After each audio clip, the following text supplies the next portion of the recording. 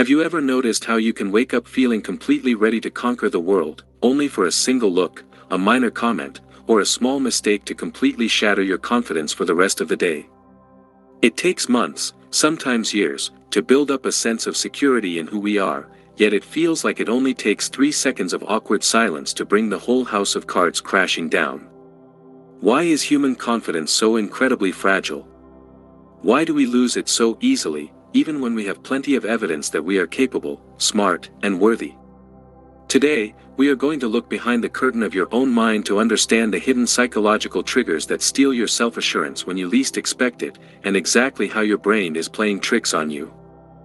Let us start with a scenario that almost everyone has experienced. Imagine you are at work or a social gathering, and you share an idea. It is a good idea, and you have thought about it carefully. But right after you speak, the room goes quiet for just a moment too long, or someone raises an eyebrow before changing the subject. Instantly, a physical sensation hits your stomach. Your heart rate speeds up slightly. Your internal dialogue shifts from, "I hope they like this," to, "I am an absolute idiot, why did I even open my mouth, everyone here thinks I am incompetent." In less than 5 seconds, your entire self-image has transformed from a confident contributor to an embarrassed outsider. What just happened inside your brain is called the negativity bias, and it is one of the primary reasons your confidence feels so unstable. From an evolutionary perspective, your brain does not care if you feel happy, confident, or self-actualized. Your brain cares about keeping you alive. Thousands of years ago, noticing a potential threat, like a rustle in the bushes or a disapproving look from the tribal leader, was a matter of life or death. If the leader disliked you, you could be cast out of the tribe, which meant facing the wilderness alone. Therefore, our ancestors developed brains that are hypersensitive to anything that looks like rejection, failure, or criticism. In the modern world, a quiet room after you speak is not a threat to your survival, but your primitive brain treats it exactly like a predator waiting in the shadows.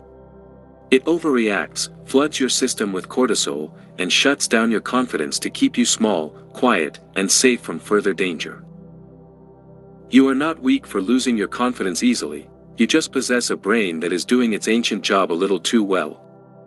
But the trickery does not stop there. Another major reason we lose our footing so quickly is a psychological phenomenon known as emotional reasoning. This happens when we mistake our feelings for absolute facts. When you step into a room full of strangers and feel a wave of anxiety, emotional reasoning causes you to think, because I feel anxious and out of place, I must actually be unwelcome and out of place. We assume that our internal emotional state is an accurate reflection of external reality. If you make a minor mistake on a project at school or work, you feel foolish. Because you feel foolish, your brain immediately concludes that you are foolish. This is a massive cognitive trap. Feelings are indicators of your current thoughts, energy levels, and past memories, but they are not truth tellers. When you allow a temporary feeling of inadequacy to dictate your permanent sense of identity, your confidence will constantly go up and down based on the mood of the hour. Think about the last time you felt your confidence completely evaporate. Was it truly because your skills suddenly vanished into thin air? Of course not. You did not suddenly forget how to do your job, how to speak to people, or how to be an interesting person. What changed was your focus. You shifted your attention from what you were doing to how you were being perceived. This is the trap of hyper-self-awareness. When we become overly focused on how we look, how we sound, or what others are thinking about us, we stop living in the moment and start living in a fictional courtroom where we are both the defendant and the harshest judge.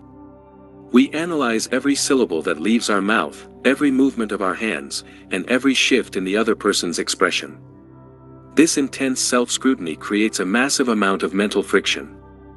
It makes us clumsy, hesitant, and awkward, which then feeds right back into our belief that we lack confidence. We also have to talk about the concept of the conditional self.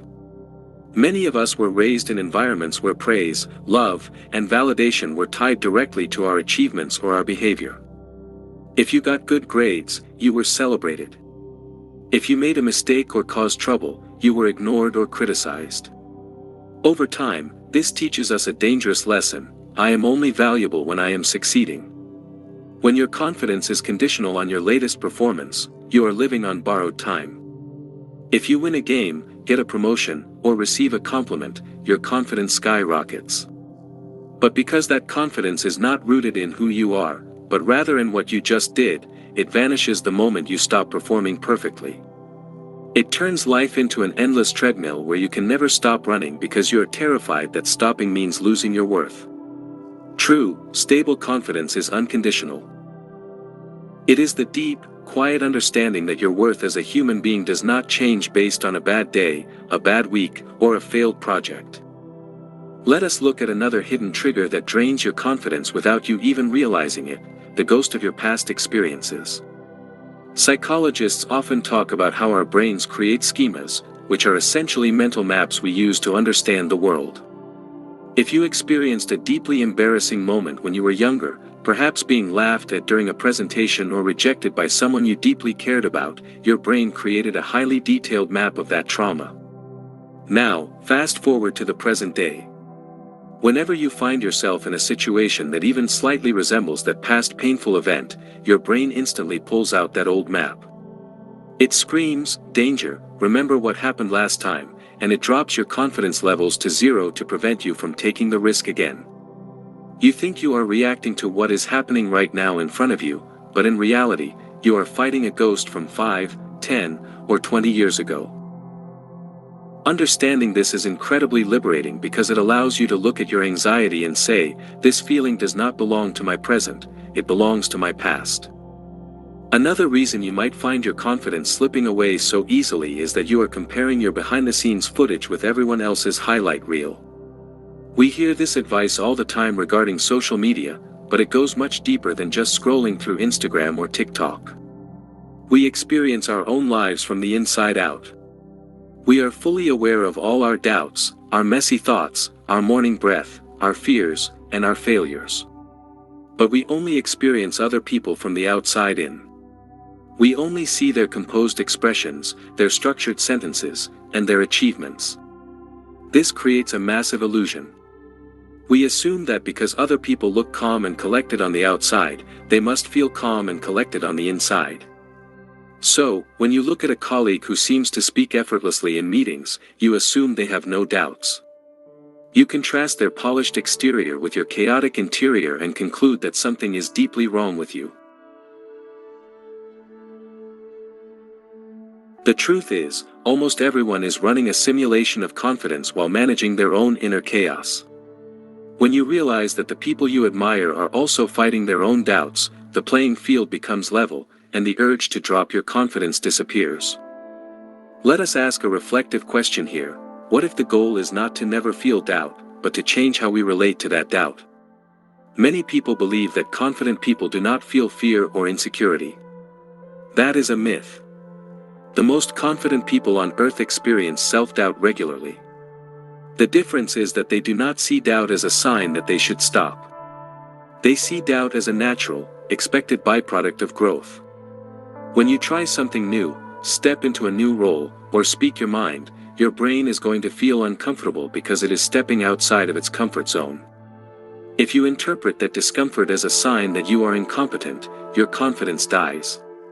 But if you interpret that discomfort as a sign that you are expanding, growing, and learning, your confidence remains intact. The feeling is exactly the same, but the story you tell yourself about the feeling changes everything. Think about how you speak to yourself when things go wrong. If a friend came to you and said, "I made a mistake today and I feel terrible," would you look at them and say, "Yeah, you really are a failure, you should probably just give up because you clearly do not have what it takes"? Of course you wouldn't. You would be kind, understanding, and remind them of their strengths. Yet, when we make a mistake, that is exactly the kind of brutal internal monologue we inflict upon ourselves. We become our own worst enemies, tearing down our own confidence with words we would never dare say to someone we love. This internal hostility creates a hostile mental environment where confidence simply cannot survive. You cannot build a beautiful house on a foundation of quicksand, and you cannot build lasting confidence on a foundation of self-punishment. To break this cycle, we must start practicing what psychologists call cognitive reappraisal. This means actively challenging the automated, negative thoughts that flood your mind when your confidence takes a hit. When that inner voice tells you that everyone is judging you, stop and ask yourself, what is the actual evidence for this thought? Is it possible they are just tired, or thinking about their own problems? When that inner voice tells you that you ruined everything because of one mistake, ask yourself, will this matter in a week, a month, or a year? By forcing your logical mind to step in, you interrupt the emotional spiral before it can wipe out your self-esteem. Confidence is not a permanent personality trait that some people are born with and others are denied. Confidence is a muscle, and just like any muscle, it gets tired, and it requires consistent training to grow strong. Every single time you choose to speak up despite feeling nervous, every time you accept a compliment without brushing it away, and every time you forgive yourself for a mistake instead of reliving it 1,000 times, you are doing a repetition.